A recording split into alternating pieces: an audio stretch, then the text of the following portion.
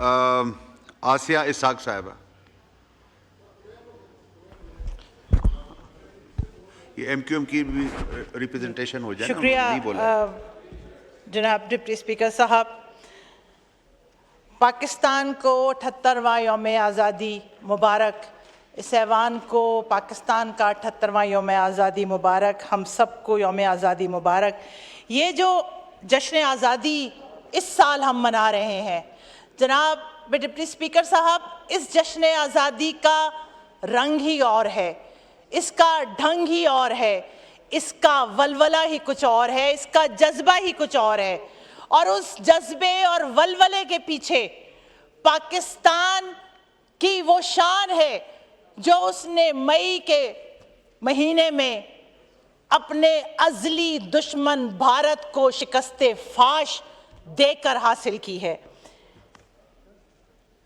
نریندر مودی بھارتی وزیر اعظم، ہندوتوا کی گورنمنٹ، ان سے ایک بڑی فاش غلطی ہو گئی، ایک بڑی فاش غلطی سرزد ہو گئی، اور وہ یہ ہو گئی کہ انہوں نے یہ سوچا کہ پاکستان کے اندر اس وقت سیاسی پولرائزیشن ہے، اس وقت شاید بھائی بھائی سے جدا ہے، شاید اس وقت دوست کا دشمن بنا ہوا ہے، اور اندرونی خلفشار شاید اتنا زیادہ ہے کہ یہی موقع ہے کہ اس موقع کو ایکسپلائٹ کرتے ہوئے وہ پاکستان پر حملہ کرنے کی جسارت کرتے.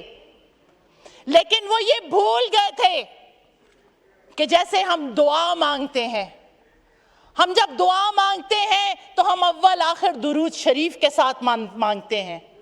تو میرا پاکستان الحمدللہ ان درود پاک کے درمیان کا ہے. الحمدللہ اس کی حفاظت کرنے والے وہ جانباز سپاہی ہیں، وہ جانباز بیٹے اور بیٹیاں ہیں جو اپنی جان، مال، تن، من، دھن سب کچھ اس ملک اور وطن کے اوپر نچھاور کر رہے ہیں. اور جناب اسپیکر، آپ نریندر مودی کے حملہ کرنے کی تاریخی کو دیکھیں.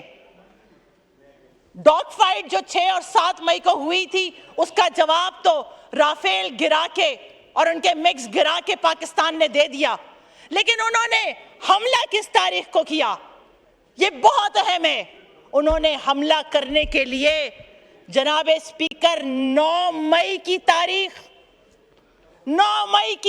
انہوں نے چنی، اور اس کے بعد پاکستان نے 10 مئی کی صبح جواب دیا.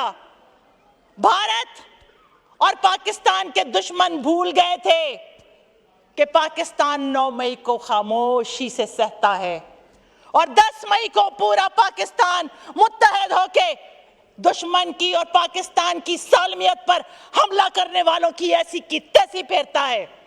اور یہی پاکستان نے کیا.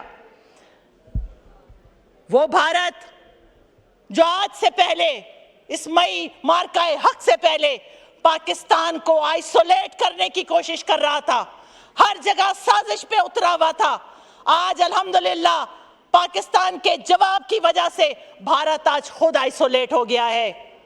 بلوچستان جہاں پر بھارت کی پراکسیز کام کر رہی تھیں، پاکستان مستقل کہہ رہا تھا کہ بی ایل اے اور مجید بریگیڈ بھارت کی پراکسیز ہیں، بھارت ڈائریکٹ انوالو ہے. لیکن ہماری بات کو انٹرنیشنل کمیونٹی ایکسیپٹ نہیں کر رہی تھی. یہ مئی کے مہینے میں مارکہ حق کا نتیجہ ہے کہ آج امریکہ نے بی ایل اے اور مجید بریگیڈ کو فورن ٹیررسٹ آرگنائزیشن ڈکلیئر کیا ہے. فورن ٹیررسٹ آرگنائزیشن.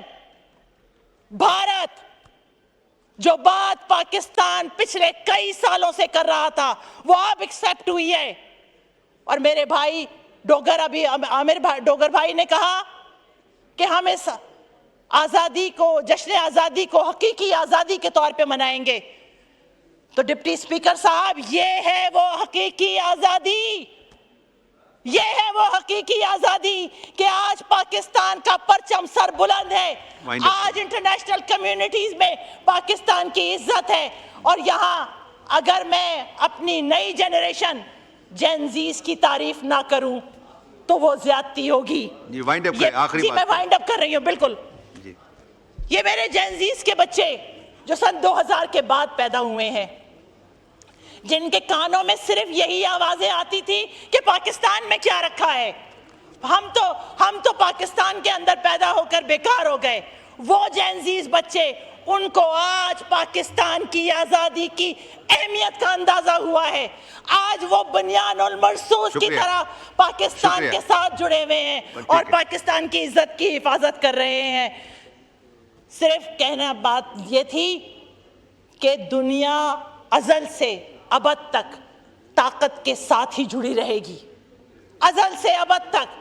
اور الحمدللہ اس مارکہ حق کے اندر پاکستان نے یہ ثابت کیا کہ پاکستان ایک ایسا ناقابل تسخیر قلعہ ہے.